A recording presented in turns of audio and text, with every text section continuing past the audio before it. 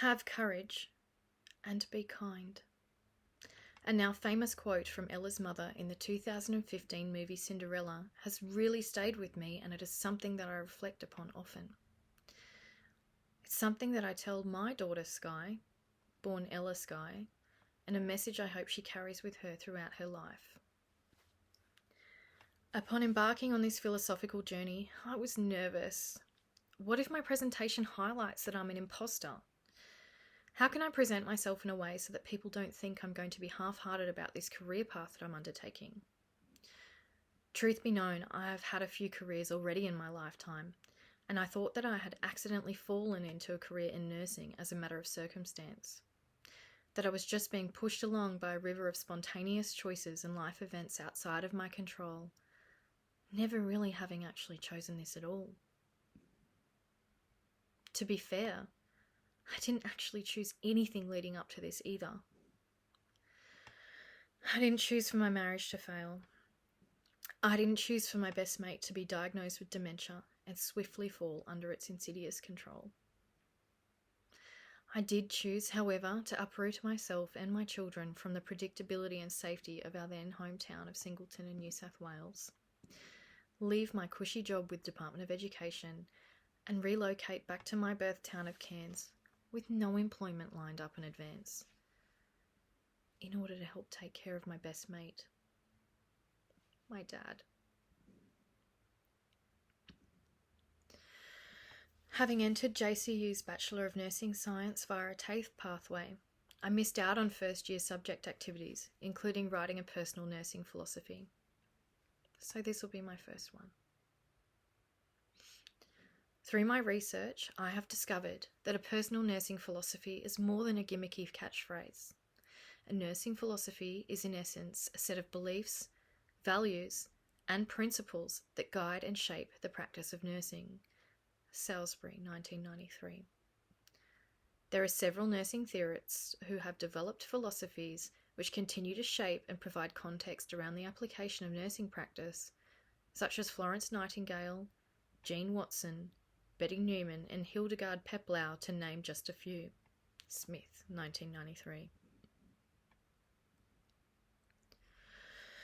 Just as nursing theorists give context and understanding to the practice of nursing as a profession, it is a personal nursing philosophy which gives context and understanding to nursing practice as an individual. Chiraghi et al. 2019. According to Cannell et al. 2018, creating your own nursing philosophy will allow you to have a better understanding of yourself and also allows you to practice in alignment with your own personal values. Adopting a philosophy is not only relevant, but vital to professional practice. A personal nursing philosophy reflects a nurse's personal perspective on the nature of nursing, including how the nurse perceives the nature of health and illness, how the nurse views the patient as an individual, how the nurse perceives their role in patient care individually and as part of a multidisciplinary team, and the overall purpose and goals of their own nursing practice. Developing a nursing philosophy is a reflective process. This process is valuable for nurses as it helps them articulate their professional identity. This includes clarifying and prioritising their own values and ethics. Meehan et al. 2018. A nurse's personal nursing philosophy is dynamic and changes to reflect personal and professional growth evolving throughout their career. It provides a framework for decision-making and enhances their professional identity. It helps nurses navigate ethical dilemmas, effectively prioritise care, and make sound clinical judgments in daily nursing practice. Regularly revisiting and refining their philosophy is imperative for nurses as they encounter new challenges in their career, gain clinical experience, and experience personal growth within themselves. Kikuchi and Simmons, 1993.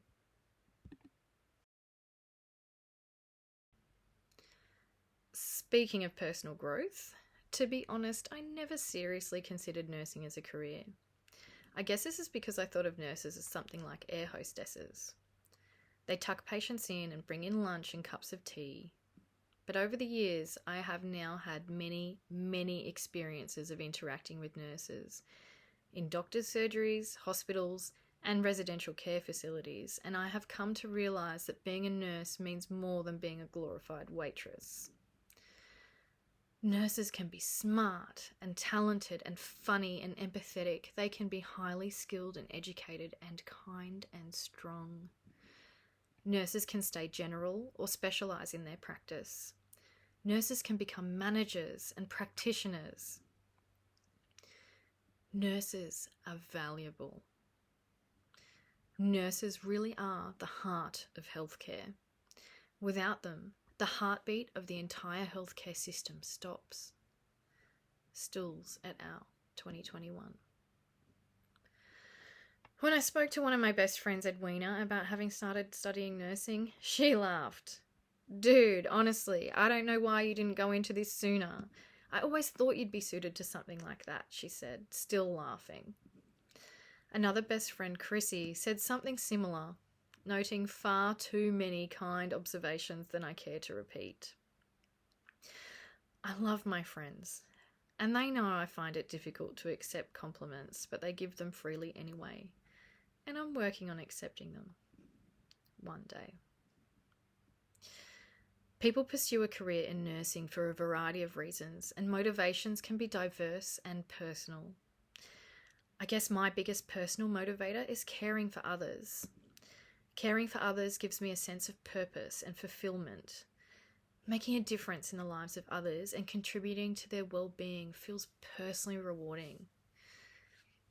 My next biggest motivator is having personal experiences of my own as a patient, as well as living through experiences alongside family being patients. I have had many extremely positive and many not so positive experiences with nurses, and what I take from this is that I'm determined to be the change I wish to see. I know how those amazing nurses helped me in my journey, and I feel to be able to do that for others is a privilege. Some of my secondary motivators in pursuing nursing as a career are job stability, remuneration and financial stability, job mobility, and the variety of specialisations and settings in which to work within. Stools et al., 2021. Nursing, to me, is a sacred profession that is a privilege and should be treated as a vocation, a true calling, and something to be revered. I feel that nursing is both an art and a science, and that it involves not only the application of clinical knowledge and skills, but also a deep commitment to human connection and empathy. Kikuchi and Simmons, 1993. My practice is guided by the idea that caring is at the heart of nursing. I believe that to care for people in their most vulnerable state is an honour. I believe that every person deserves respect, dignity, and the highest quality of personalised, evidence-based care. I view each patient as an individual with unique physical, emotional, and spiritual needs, and I believe that patient care is not just a set of tasks, but a holistic experience. Kikuchi and Simmons, 1993.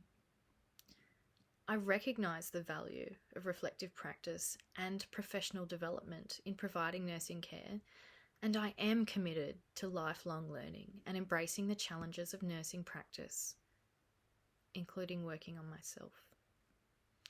Kikuchi and Simmons, 1993. I am dedicated to advocacy for my patients and my peers, and to the promotion of both physical and psychological well-being.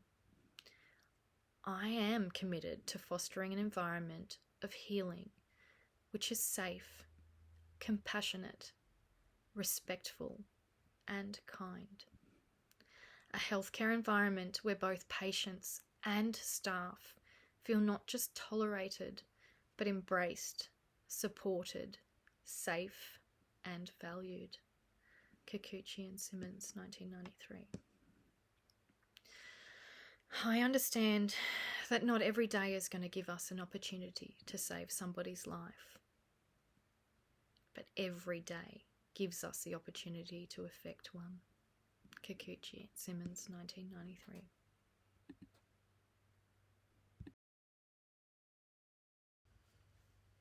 Being so new to nursing, I've had so many people influence my practice. In fact, sometimes it has been hard to know who to listen to, who's current in their practice, who's ethically or morally correct in their actions. A lot of my learning really has been just learning about myself and revisiting my own values, morals, and ethical standpoints. It has also been a lot about who I do not wish to emulate. Kikuchi and Simmons, 1993. Having moved back to Queensland suddenly to take care of my dad shifted my life in more than just location.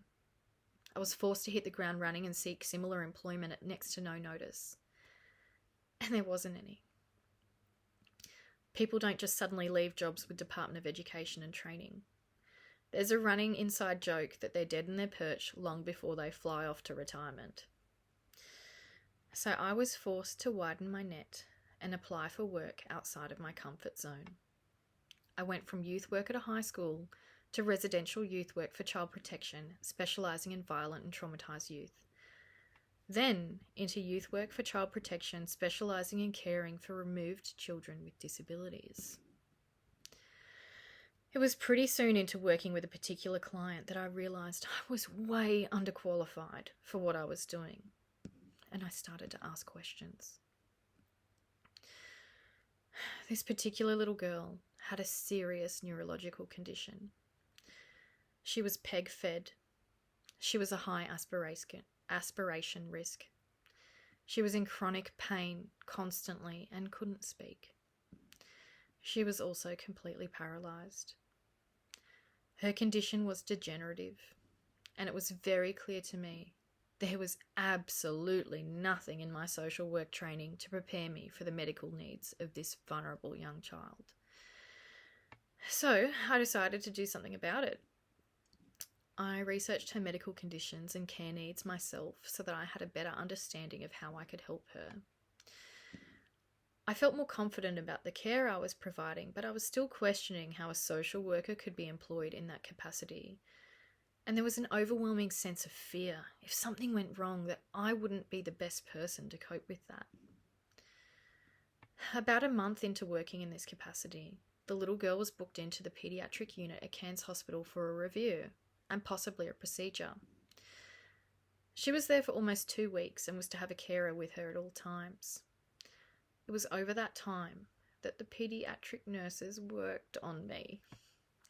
They'd come in and chat with me about the little girl and encouraged me every day to think seriously about nursing. And I mean every day. With every passing day, they showed me through their compassion and humanism that nurses were special. And maybe with some study, I could make a difference, a real difference to people's lives too.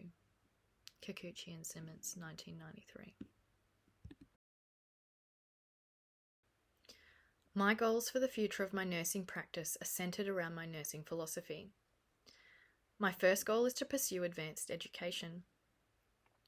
At this stage, I'm looking into either midwifery or paramedicine, as I would like to deepen my knowledge in these areas so that I may be more versatile in more generalist rural and remote settings. Kikuchi Simmons, 1993. My second goal is to gain a graduate position. I'm hoping to be successful in applying for a graduate position with Queensland Health so that I may gain experience in a more structured, supported environment than if I was to go straight out as an RN after completing university. Kikuchi and Simmons, 1993. My commitment to lifelong learning within my personal nursing philosophy aligns with my goals of pursuing advanced education and gaining a graduate position. By deepening my knowledge and gaining supported experience in these areas, not only will I be increasing my knowledge, abilities, and versatility, but I'll also be ensuring that I'm able to use my skills to assist a wider variety of patients and gain confidence. Malambo et al., 2021. My third goal is to seek opportunities for advocating for patients and the nursing profession, be that by engaging in leadership roles, contributing to policy development or quality improvement projects, or working towards positive changes within healthcare systems. Kikuchi and Simmons, 1993. My philosophy emphasises the importance of advocacy for patients and my peers, and a commitment to fostering an environment of healing which is safe, compassionate, respectful, and kind. This approach will guide me in leading quality improvement initiatives that prioritise patient-centred care and physically and psychologically safe working environments. Kikuchi and Simmons, 1993. By aligning my nursing philosophy with these goals, I aim to not only gain experience and advance my individual practice, but also to contribute meaningfully to the nursing profession in Australia, whether that be improving the quality of patient care or improving the systems in which nurses work within. By pursuing these goals, I will also be pursuing a rewarding career that aligns with my own values and aspirations. Kikuchi and Simmons, 1993. My philosophy is grounded in courage and kindness, and the fact that maybe I didn't choose nursing after all. Maybe nursing chose me.